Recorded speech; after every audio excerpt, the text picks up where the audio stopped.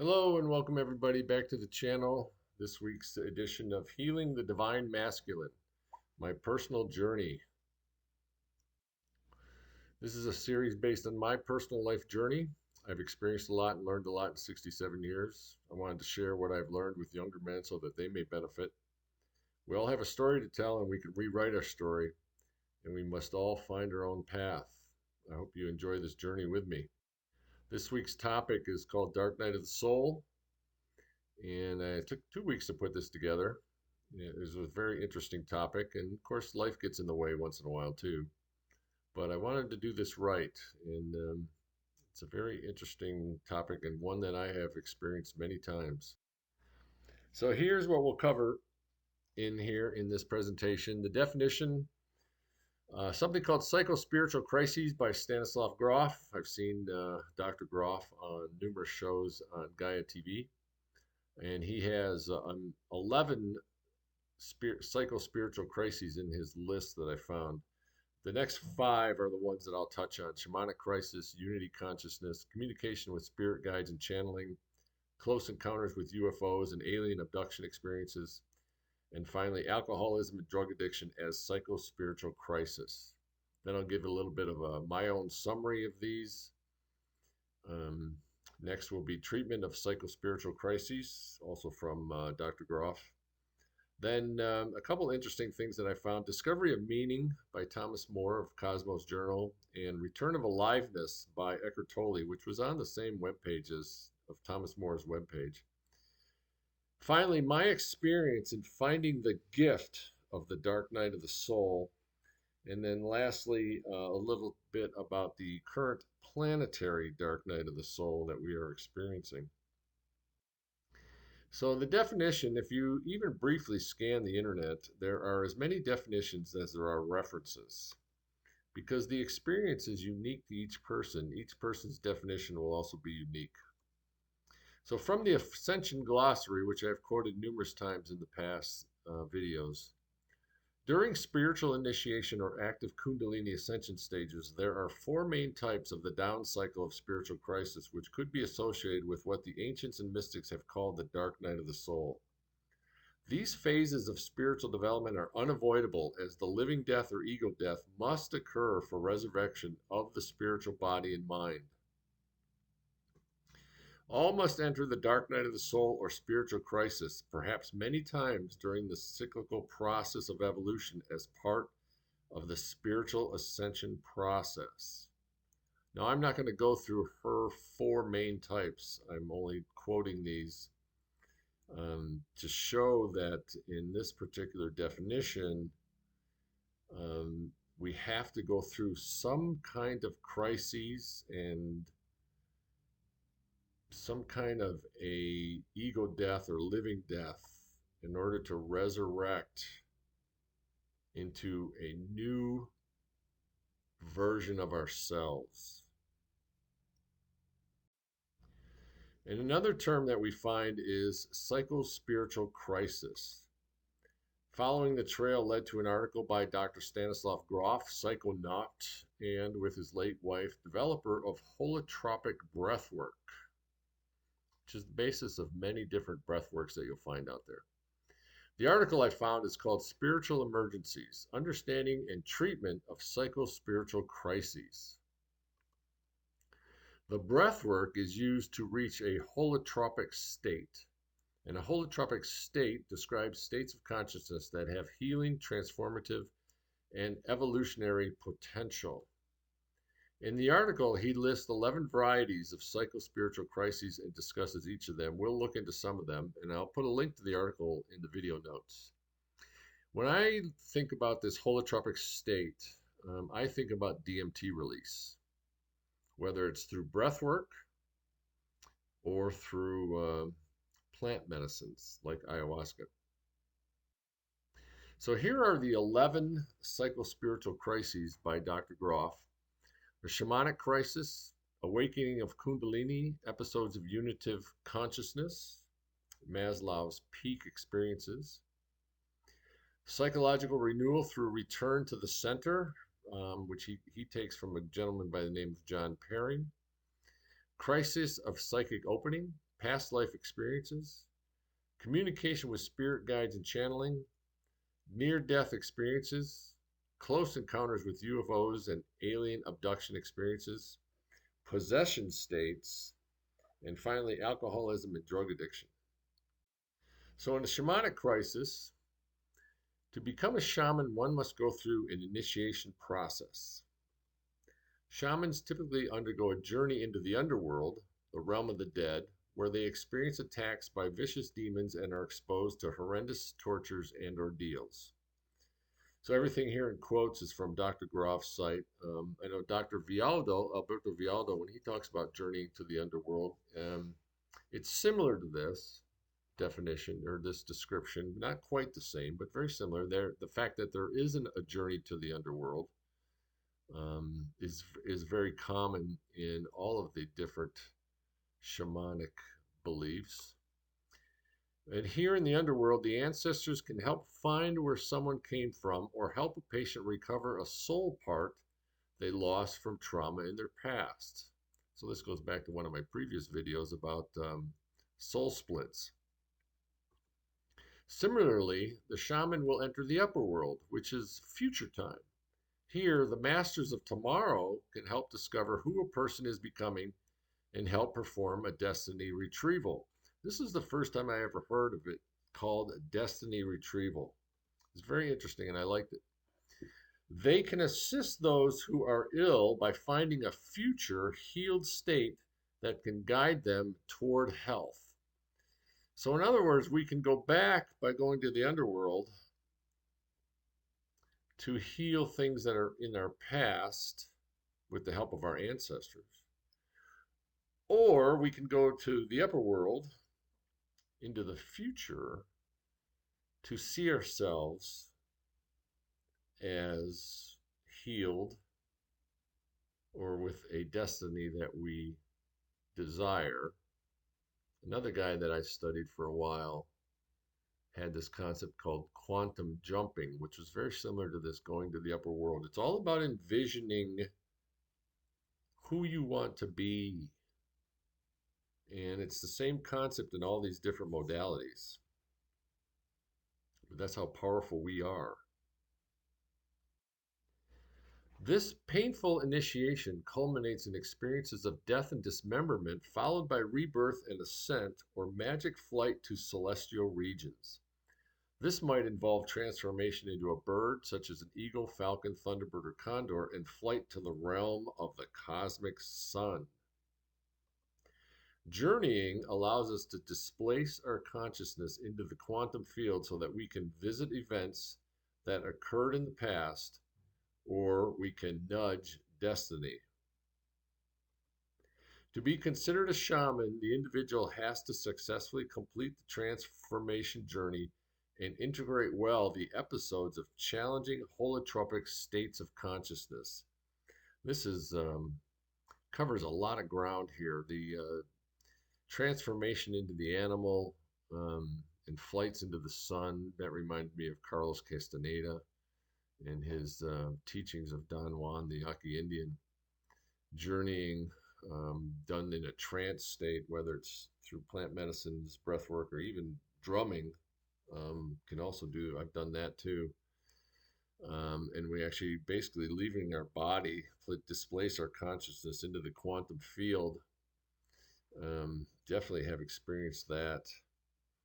And then having to integrate the episodes of challenging holotropic states of consciousness. That's one of the big topics in the group where I go down to do ayahuasca in Costa Rica. There's a lot. We do integration during the week, and we talk about how to integrate when we go home. It's very important. The subject of unity consciousness from Dr. Grof starts out with Abraham Maslow, who was one of the great minds of the 20th century. Abraham Maslow studied many hundreds of people who had unity mystical experiences and coined for them the term peak experiences. When we have a peak experience, we have a sense of overcoming the usual fragmentation of the mind and body and feel that we have reached a state of unity and wholeness, which is the goal, by the way. We also transcend the ordinary distinction between subject and object and experience an ecstatic union with humanity, nature, the cosmos, and God. This is associated with intense feelings of joy, bliss, serenity, and inner peace. In a mystical experience of this type, we have a sense of leaving ordinary reality where space has three dimensions and time is linear. We enter a metaphysical transcendent realm where these categories no longer apply. And I have had just such an experience. In the video I did about my second trip to Costa Rica and Rhythmia in 2019, on Tuesday night, I still remember this. Monday night, I had a breakout of the Matrix night where I asked, "Where am I?" And the voice said I was in the fifth dimension. Tuesday night, I experienced this, what he was talking about right here, where I was literally, when I broke out, had a basic, they call it an ego death. I call it a crossover. I ended up in the void. It was total darkness, but it was total love. That's all I felt. I felt that I was in the presence of God. And that's exactly what he's talking about. I had transcended into this experience beyond leaving ordinary reality, where I literally was just one with God. And I don't know how long that lasted.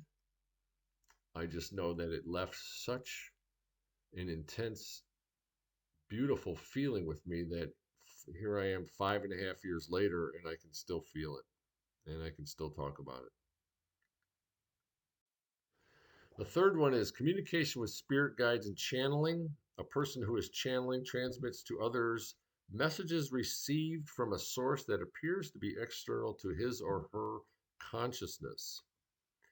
It occurs through speaking in a trance, maybe using automatic writing or recording of telepathically received thoughts.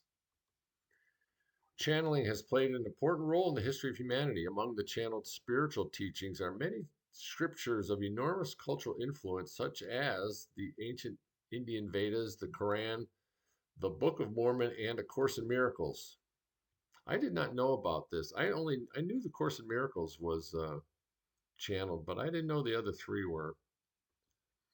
And I spent a couple of years working with a friend who channels a few interesting entities, and it was a fascinating experience. I mean, we would sit on the floor, and she would start channeling. Um, and it was quite amazing. I also watched, and before that, as preparation, I was guided to watch a whole series of shows on Gaia TV. They had a whole series by a guy named Ruben. This is 2019. Ruben did a whole series where he interviewed channelers all over the world. It was quite fascinating. Um, there's a lot of them out there. A lot of people doing this kind of work. The next one is close encounters with UFOs and alien abduction experiences, where Dr. Grof says, over the years, speaking about himself, I have worked with many individuals who had experiences of alien abduction in their psychedelic or holotropic breathwork sessions and during spiritual emergencies.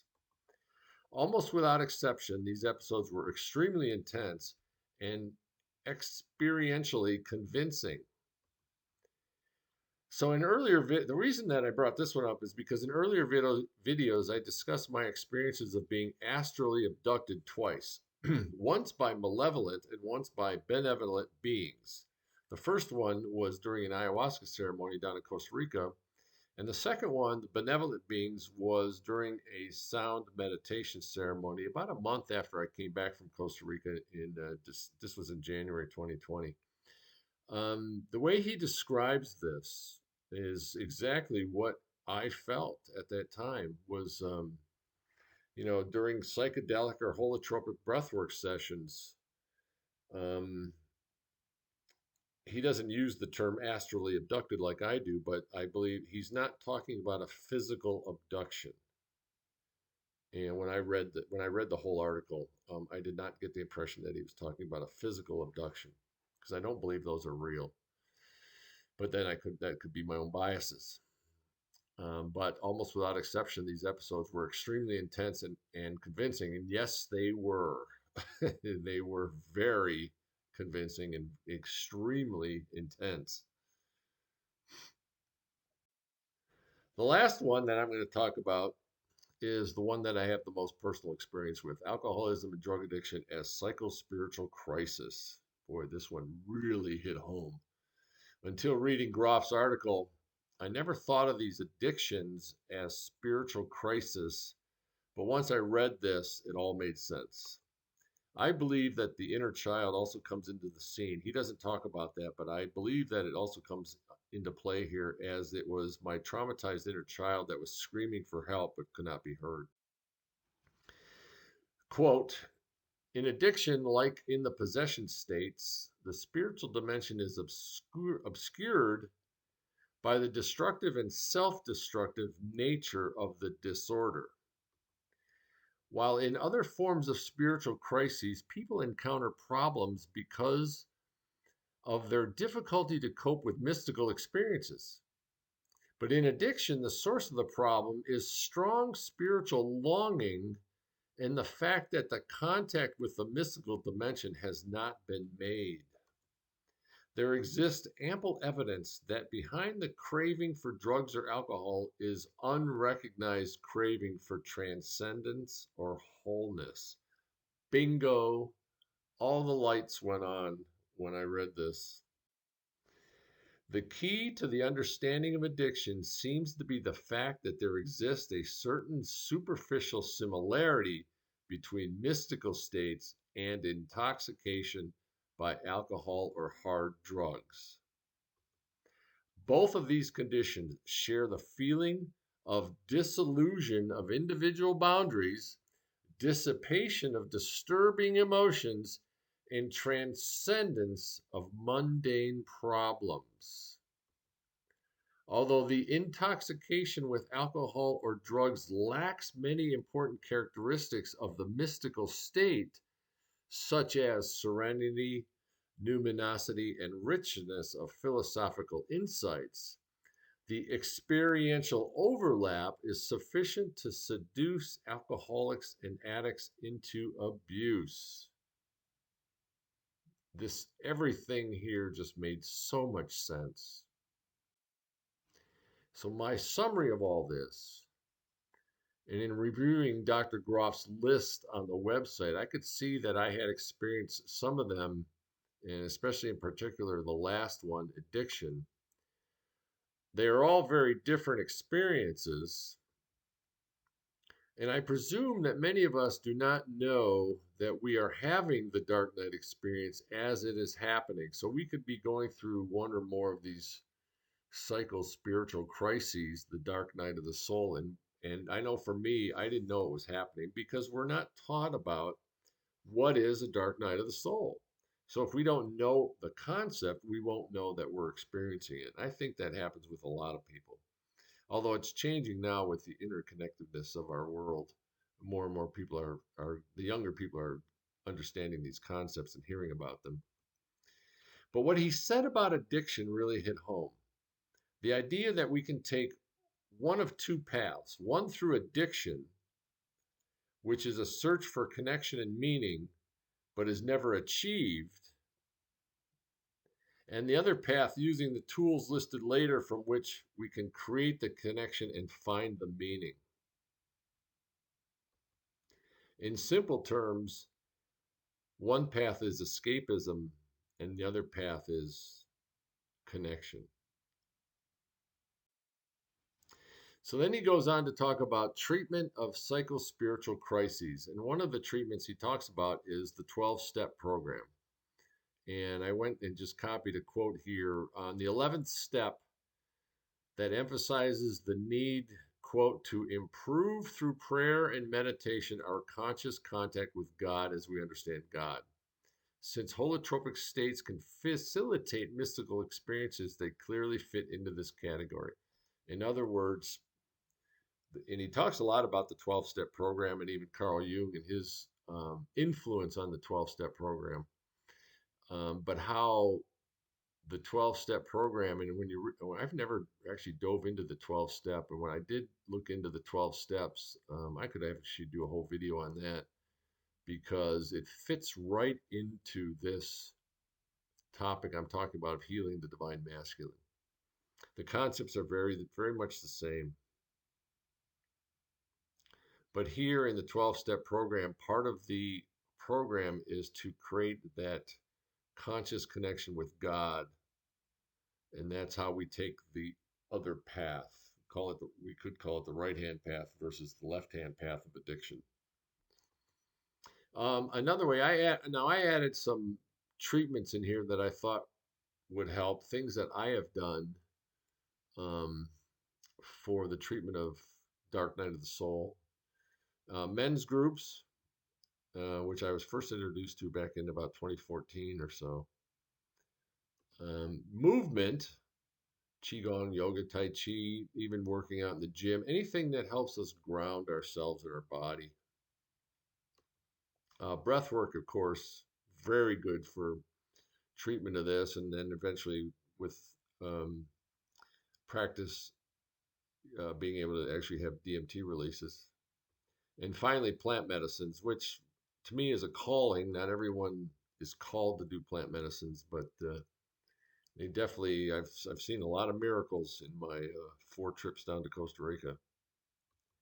Finally, he goes on to state that holotropic states can be extremely useful in helping someone to confront traumatic memories, process difficult emotions associated with them, and obtain valuable insights into the psychological roots of their abuse. And this is exactly what happens down in Costa Rica on the plant medicines. Um, and for example, the last time I was down there, I was actually healing myself in my mother's womb. And there was another gentleman in our group who was doing that the same night. That's how deep we can get. Um, Breath work will do a short span DMT release. Um, it'll last a few seconds or so, has been my experience.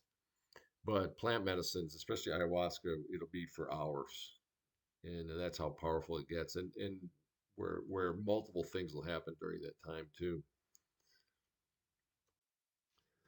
More on the treatment, quote, holotropic experiences can also mediate the process of psychospiritual death and rebirth that is known as hitting bottom and represents a critical turning point in the life of many alcoholics and addicts. And that is very true. I know I've hit bottom more than once, and it's necessary and it's painful, but it works. I didn't, most of mine were not done through holotropic experiences earlier in my life, but from what I've seen of the people in the last 5 years when I have experienced the ayahuasca journeys, there's a lot of people there who are experiencing this death and rebirth.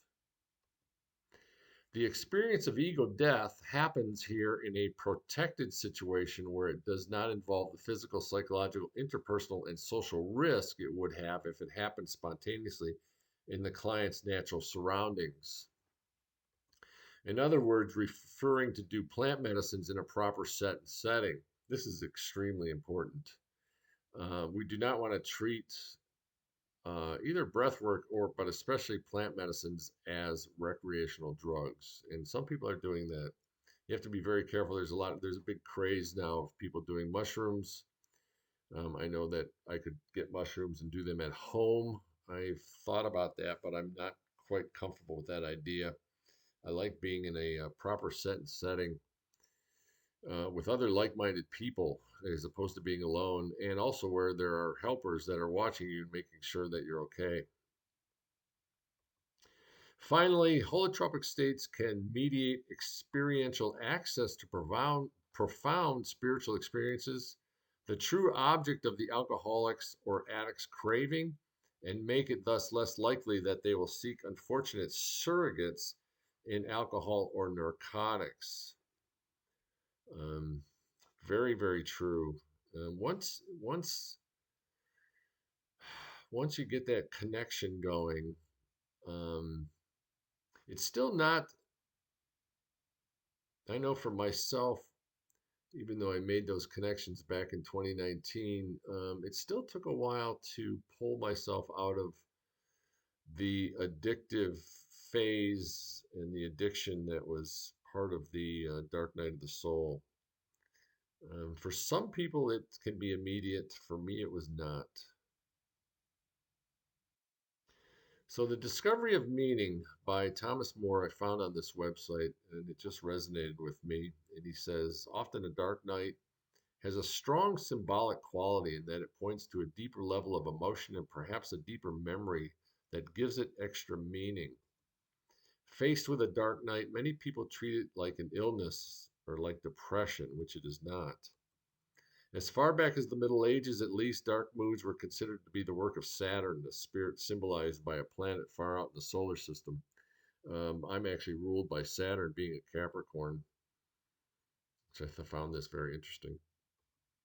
Quote, a dark night of the soul is a kind of initiation taking you from one phase of life to another. That's exactly what I have felt in the multiple dark nights that I've gone through. It's an initiation and a graduation. If you can pull yourself out of it, that's the key. Um,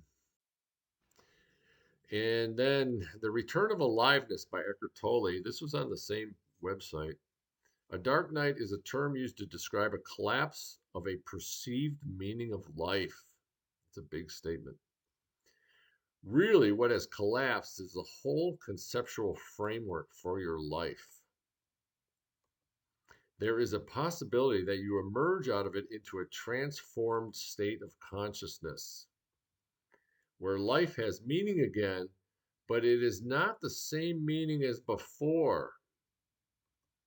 There's a deeper sense of purpose or connectedness with a greater life. And basically, what I read from this, to rephrase some of this, is it's a form of rebirth. And that's what I've been feeling since I came out of this last dark night a year ago. And it's also why I'm documenting all of this, because there's a deeper sense of purpose and connectiveness going on here with myself personally.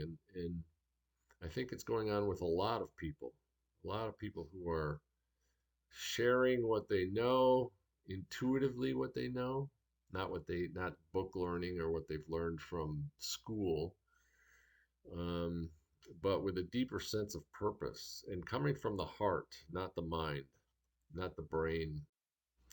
So my experience in finding the gift from this dark night, my last dark night began around 2017, where I had been sober for 6.5 years, but decided to start drinking alcohol again because I could handle it. I talked about this before. This period lasted for over 5 years. As always, I was a fully functioning alcoholic, but there was always a darkness and mental weakness. The ride was up and down. I had some marvelous experiences, such as traveling to sacred sites and meeting wonderful people, and even going to Costa Rica to do plant medicine. But eventually, I would fall into a pattern of what I called in another video the breaking point that shatters integrity. This was the end result of periods of mental and emotional weakness and loss of control. What alcohol seems to do when used daily, for example, is lower the vibration such that we are reacting to the world again from our subconscious, the wounded inner child. Um, this is this is an attempt by me to summarize what I have learned since I've gone through this alcoholism on and off now for my entire adult life. And it has led multiple times to this concept I'll call breaking point that shatters integrity.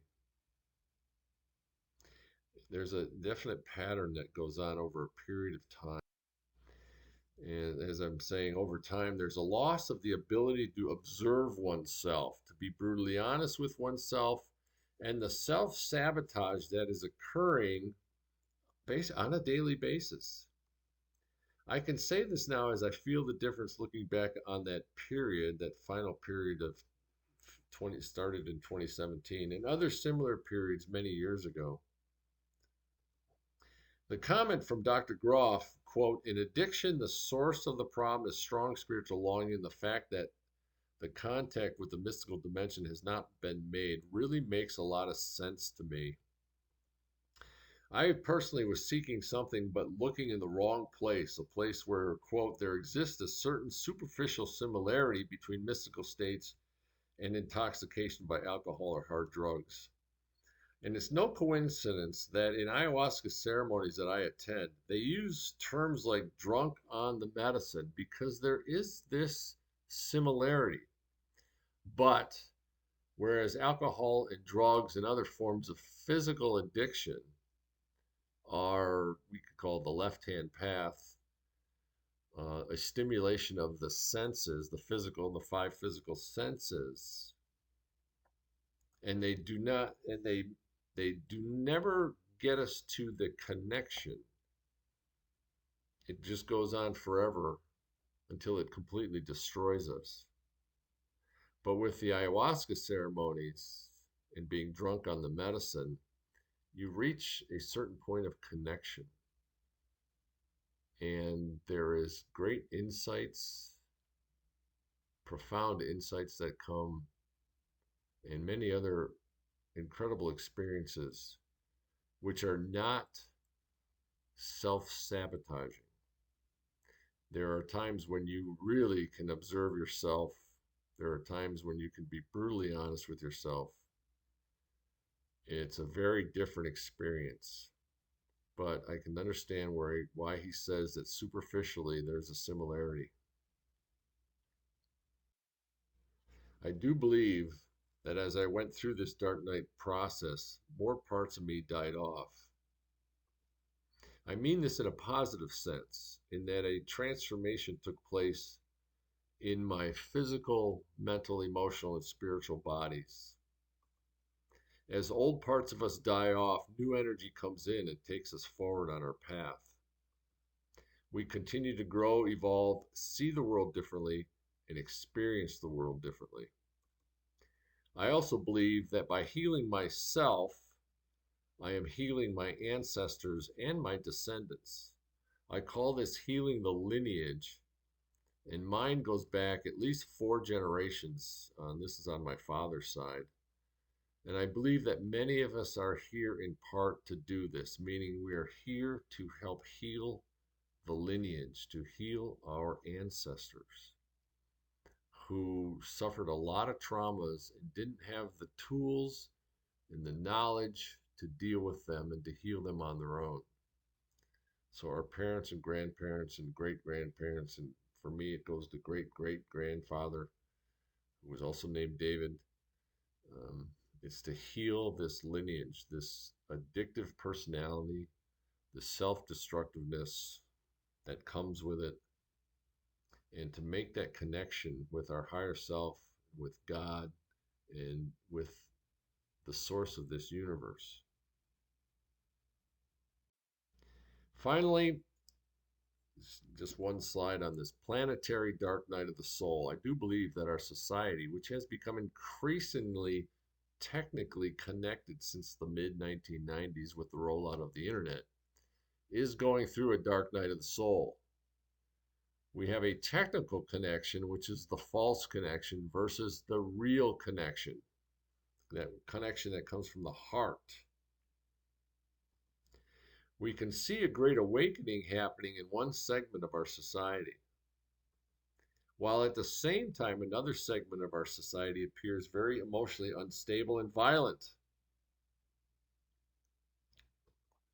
If we step back, we see the opposite ends of a spectrum, and the gap is so wide that it appears like we're watching 2 different planets at the same time, which, by the way, is exactly what is happening.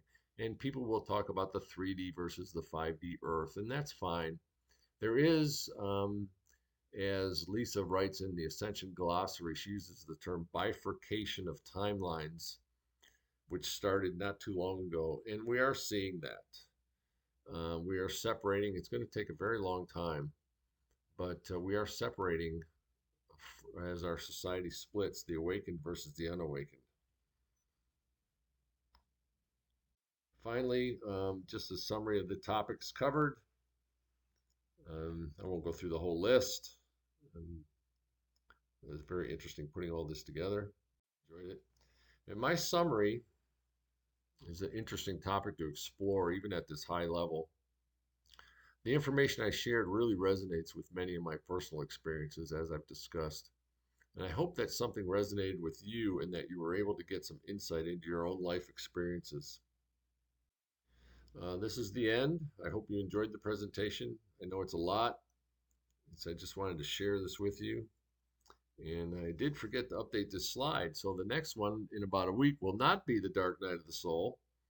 I think it's going to be on the Rite of Passage, which I did some videos on last year, but I'm going to summarize it in slides and present it in about a week or so. Meanwhile, enjoy every day, and I wish you all the best. Thank you for taking the time to review this.